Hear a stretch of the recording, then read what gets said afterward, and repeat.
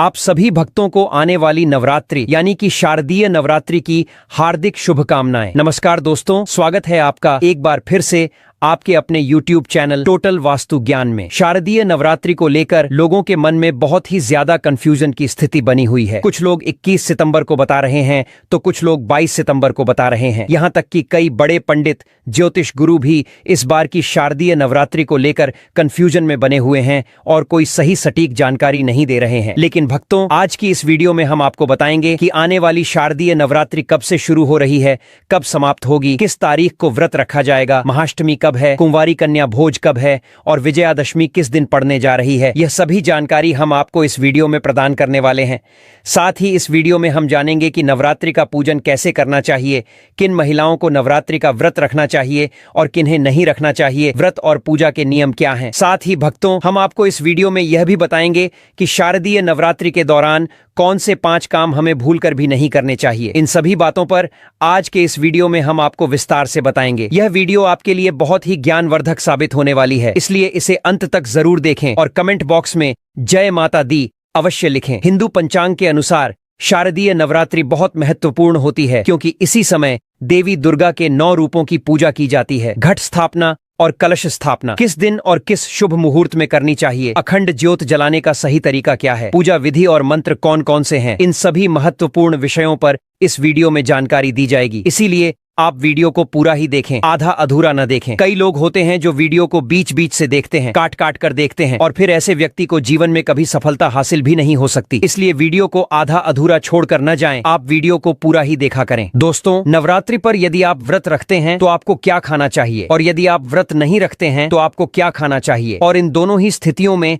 कौन सी ऐसी चीज है जो आपको नवरात्रि के इन 9 दिनों में भूलकर भी नहीं खानी चाहिए। साथ ही हम आपको बताने वाले हैं कुछ ऐसे कार्यों के बारे में भी जो आपको इस शारदीय नवरात्रि माता रानी की विशेष कृपा और उनका आशीर्वाद दिलाने में बेहद सहायक होंगे। और दोस्तों, यदि कोई भी महिला या पुरुष गलती से भी इन 5 कामों को शारदीय नवरात्रि के पावन दिनों में किसी भी एक दिन कर लेता है तो पूरे 9 दिनों की पूजा अर्चना, व्रत, साधना, उपासना सभी कुछ व्यर्थ हो जाती है। उस व्यक्ति को माता रानी के अत्यंत क्रोध का सामना करना पड़ सकता है। इसलिए दोस्तों, आज की इस वीडियो को अपने और अपने संपूर्ण परिवार की सुख, शांति, समृद्धि के लिए शुरू से लेकर अंत तक पूरा जरूर देखकर जाना, क्योंकि यदि आपने वीडियो को बीच बीच में से काट काट कर या भाग भाग कर देखा तो हो सकता है कि आप इस नवरात्रि माता रानी के आशीर्वाद से वंचित रह जाएं। इसलिए दोस्तों, वीडियो को पूरा जरूर देखिएगा। लेकिन सबसे पहले माता रानी के सच्चे भक्त कमेंट बॉक्स में जय माता दी लिखकर अपनी हाजिरी माता रानी के चरणों में जरूर अर्पित कर दें। शारदीय नवरात्रि में देवी दुर्गा की शक्ति के 9 अलग अलग रूपों की पूजा की जाती है। नवरात्रि के पहले दिन शैलपुत्री, दूसरे दिन ब्रह्मचारिणी, तीसरे दिन चंद्रघंटा, चौथे दिन कूष्मांडा, 5वें दिन स्कंदमाता, 6वें दिन कात्यायनी,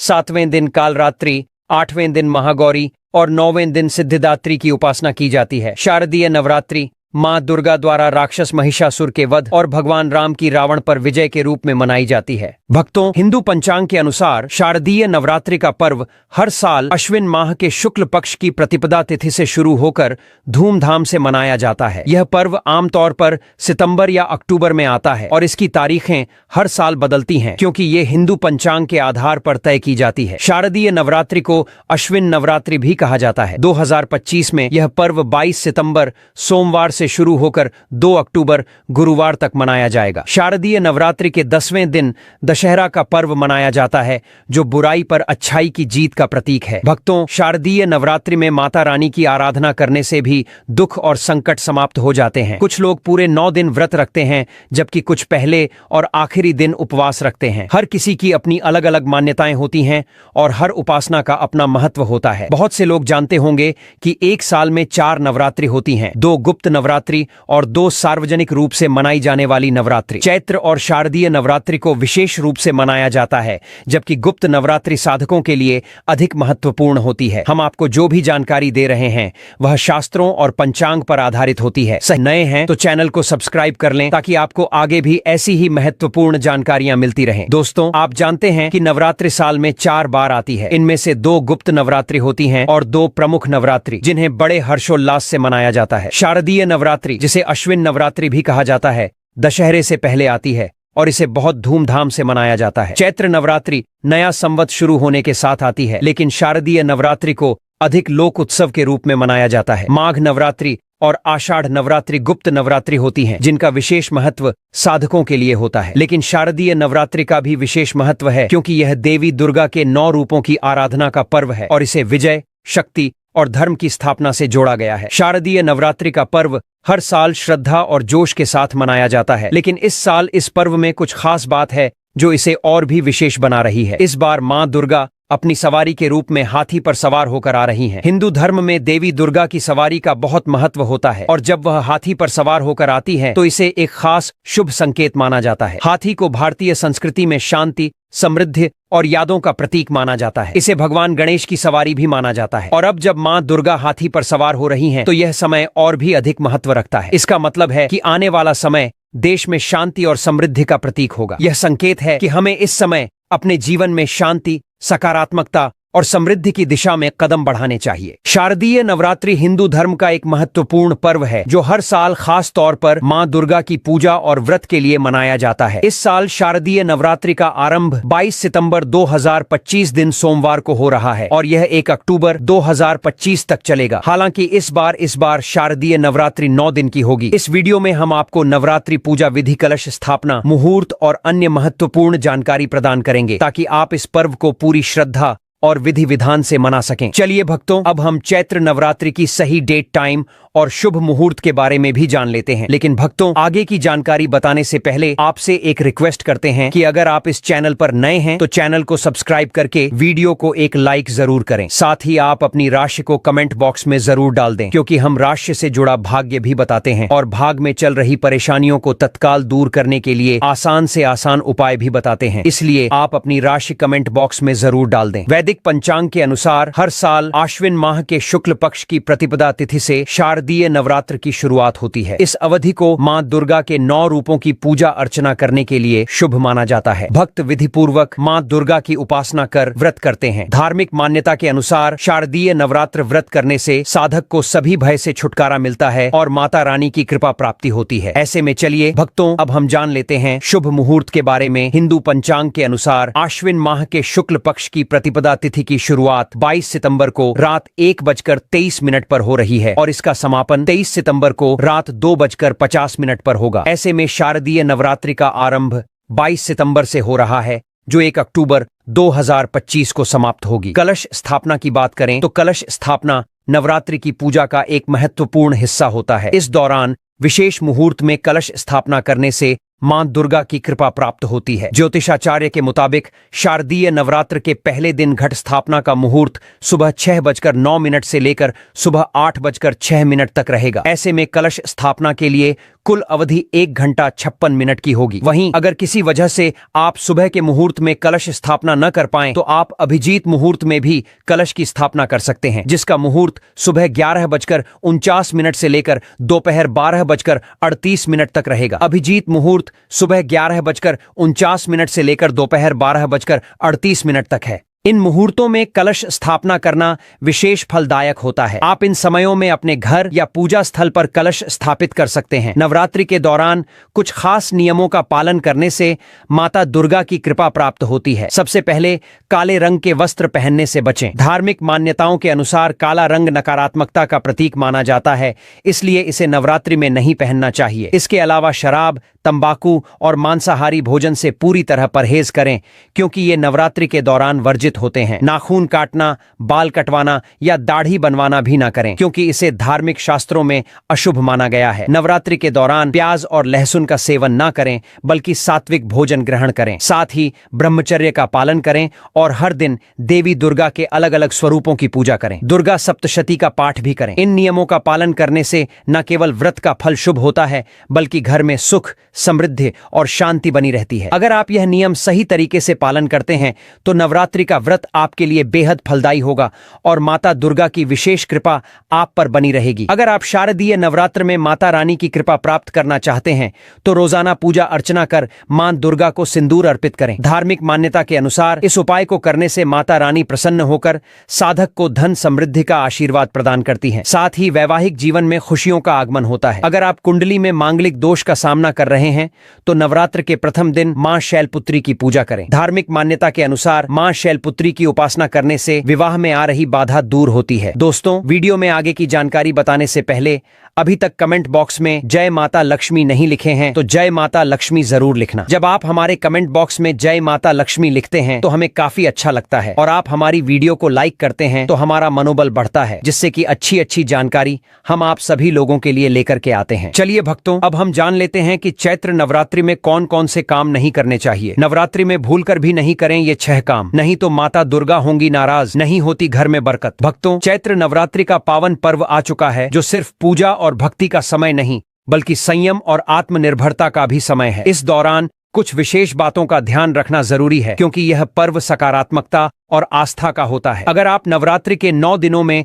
मां दुर्गा की कृपा चाहते हैं और घर में सुख समृद्धि बनाए रखना चाहते हैं तो इन 6 बातों का पालन जरूर करें। सबसे पहली बात, मांस और मदिरा का सेवन ना करें। नवरात्रि का पर्व संयम का है और इस दौरान तामसिक चीजों से दूरी बनाए रखना जरूरी है। हिंदू धर्म की मान्यता के अनुसार नवरात्रि के 9 दिनों में मांस, मछली और मदिरा का सेवन वर्जित है। यह समय सात्विक भोजन का है, इसलिए यदि आप उपवास नहीं भी रखते हैं तो भी इन चीजों का सेवन ना करें। नवरात्रि का उद्देश्य अपने शरीर को शुद्ध करना और देवी दुर्गा के प्रति अपनी श्रद्धा को प्रकट करना है। दूसरी बात, प्याज और लहसुन का सेवन ना करें। प्याज और लहसुन को तामसिक भोजन में शामिल किया जाता है, इस कारण नवरात्रि के दौरान इनका सेवन करना उचित नहीं माना जाता। हालांकि कुछ लोग इन चीजों को नवरात्रि में भी खाते हैं, लेकिन धार्मिक दृष्टि से इन्हें ना खाने की सलाह दी जाती है। इसलिए अगर आप नवरात्रि के दिन पूजा और उपवास कर रहे हैं तो प्याज और लहसुन से परहेज करें। तीसरी बात, घर में ना रखें कलह का माहौल। नवरात्रि के दौरान घर में शांति का माहौल बनाए रखना बेहद जरूरी है। यह समय देवी मां की पूजा और ध्यान का है, इसलिए इस दौरान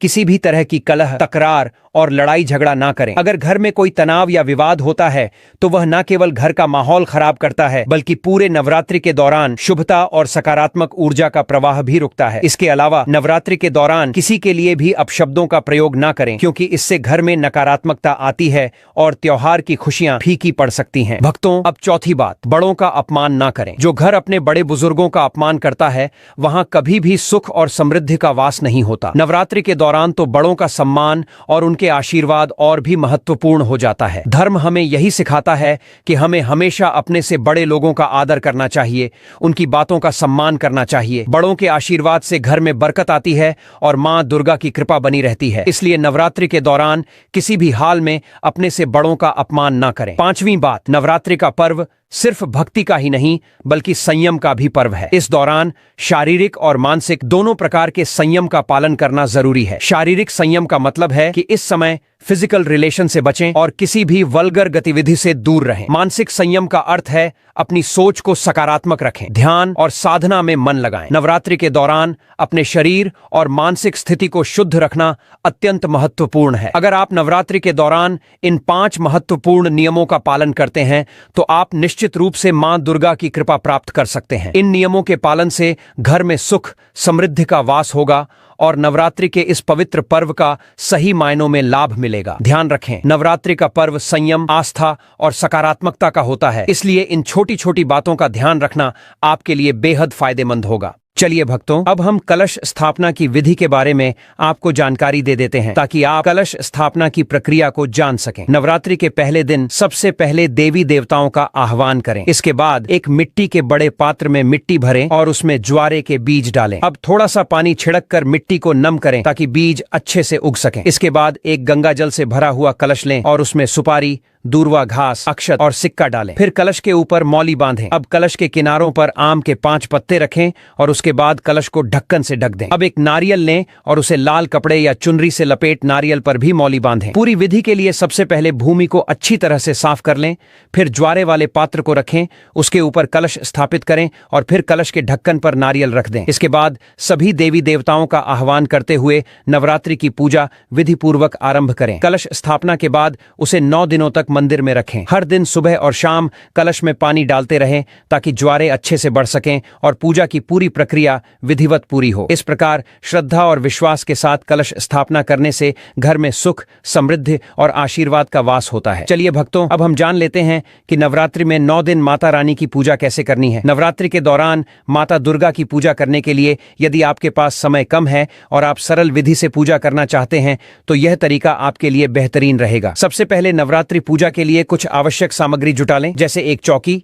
लाल कपड़ा, अक्षत, माता दुर्गा और गणेश जी की प्रतिमा या चित्र, पीतल या तांबे का कलश, लोटा, सिक्का, पुष्प, लाल चुनरी, मौली, मिट्टी का दीपक, लौंग, इलायची, रथु, फल, बताशे या मिश्री और कपूर। यह सारी सामग्री नवरात्रि से कुछ दिन पहले ही एकत्रित कर लें। पूजा के पहले दिन प्रातः उठकर स्नान आदि से निवृत्त हो जाएं और स्वच्छ वस्त्र पहनें। फिर पूजा स्थल पर चौकी रखें और उस पर लाल कपड़ा बिछा इस पर अक्षत डालें और देवी दुर्गा जी की प्रतिमा या चित्र स्थापित करें। एक लोटे या कलश में शुद्ध जल भरें और उसमें एक सिक्का डालें। फिर उस पर चावल से भरी एक प्लेट रखें। इस कलश को माता की प्रतिमा के बाएं स्थान पर रखें। आपको इसे रोज पुनः स्थापित करने की आवश्यकता नहीं है। यह कलश 9 दिन तक वहीं रहेगा। इसके बाद अगर आपके पास गणेश जी की प्रतिमा है तो उसे भी स्थापित करें। यदि नहीं है तो सुपारी से भी गणेश जी की पूजा कर सकते हैं। अब गणेश जी और देवी दुर्गा जी पर पुष्प और शुद्ध जल अर्पित करें। भक्तों, अगर आप अखंड ज्योत नहीं जला पा रहे हैं तो एक घी का दीपक जला लें। दीपक जलाने के बाद गणेश जी, माता दुर्गा जी, कलश और दीपक को हल्दी कुमकुम से तिलक करें। इसके बाद माता को वस्त्र स्वरूप एक लाल चुनरी